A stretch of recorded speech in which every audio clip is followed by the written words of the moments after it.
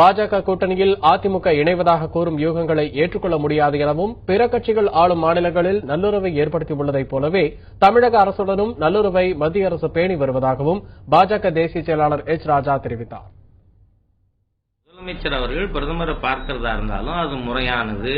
மத்திய மாநில அரசுகளுக்கிடையே நல்ல உறவு முறை இருக்கிறது தான் பெடரல் ஆட்சி முறைக்கு சரியானது. அதனால அதை வைத்துக் கொண்டு அரசியல் ஹேஷ்யங்கள் அவரவர் எழுதுறதுக்கு நாம பதில் எப்படி சொல்லணும்? இந்திரா காந்தி அரசாங்கம் இலங்கைக்கு தாரை வார்த்த பொழுது கருணாநிதி என்ன சொன்னார்? அது சொச்சத்தீவு, மிச்சத்தீவு, எச்சத்தீவு. அவரோட தமிழ் புலமை அதுலதானே வெளிப்பட்டது.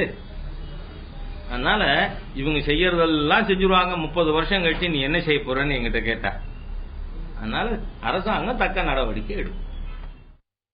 கச்சத்தீவில் இலங்கை கடற்படை முகாம் அமைப்பது தொடர்பாக மத்திய அரசு நடவடிக்கை எடுக்கும் என பாஜக தேசிய செயலாளர் எச். ராஜா தெரிவித்துள்ளார்.